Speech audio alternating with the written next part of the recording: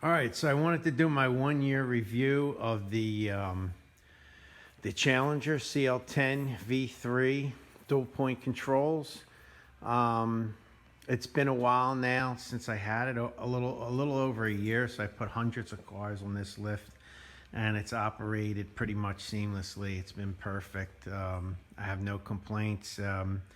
I went over. I made a longer video where I compared the Challenger to the rotary.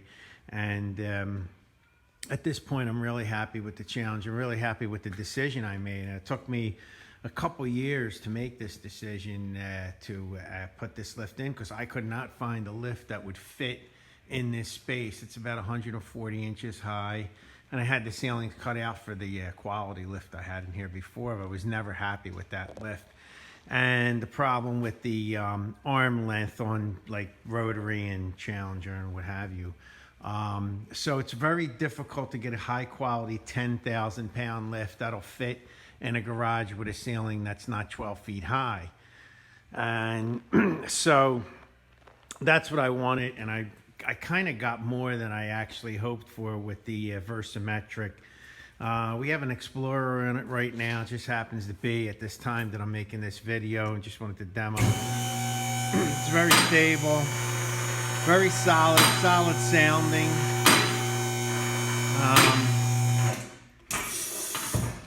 And it just feels like it and sounds like it. It seems to be designed to be that way. I mean, it has a wide footprint, which I like. A lot of guys don't like that, but I like it. I think if you have space to put a 10,000 pound lift in your garage, and well, we just kind of made it. Also, the motor mounting, which is something that some European companies do. I really like that because it gave me space between my two lifts that I can get by.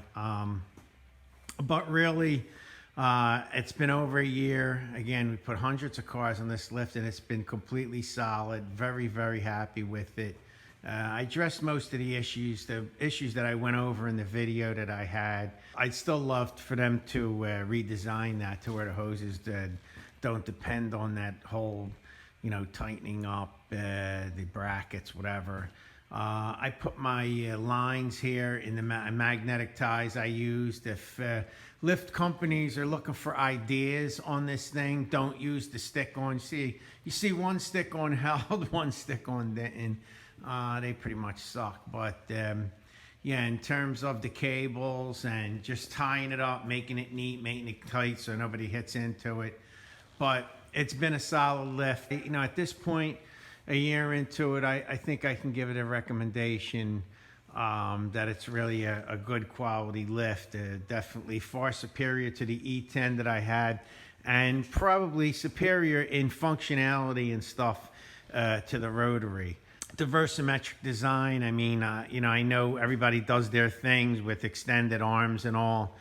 I pretty much like this at this point. It was important to me, after having the rotary asymmetric lift, to have either asymmetric, which again, the pivot point is critical here. That's what makes the difference in terms of getting this to the car. And I hope I explained that in my other video, but I don't want to drag this out. I'm at 4 minutes now. I wanted this to be a short video.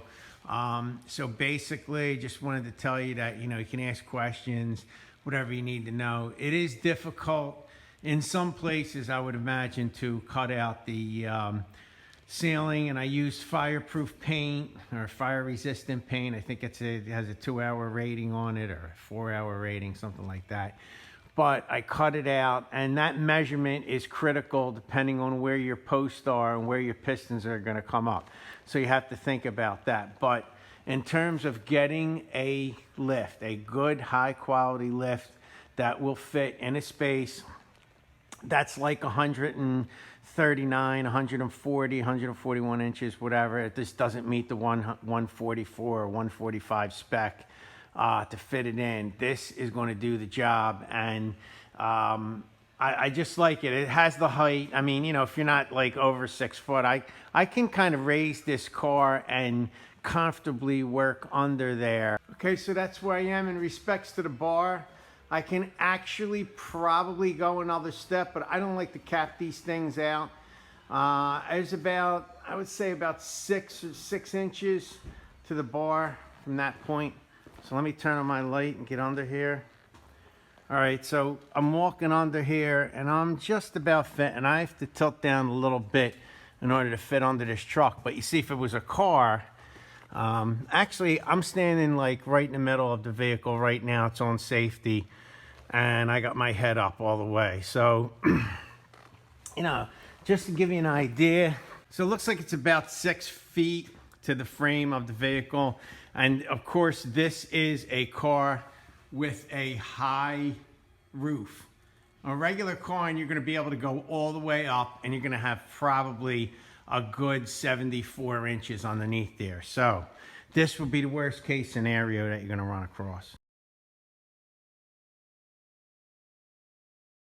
Okay, so I'm going to end it around there. I just wanted to say, if you want to watch the other video, I think it's going to be like 20 minutes long, where I go through all the features, the additional features that it has that, you know, maybe other stuff doesn't have, and you know, just the positive and the cons. There's a couple cons in there, but nothing that I wouldn't recommend. I'm really happy with the lift. I think it works out perfect, and I think it's a great solution. This is the important part. For someone who doesn't have a 12-foot 1-inch ceiling or a 12-foot ceiling, my lift over there, mounted over there, that's 12 feet. That's basically almost touching the ceiling.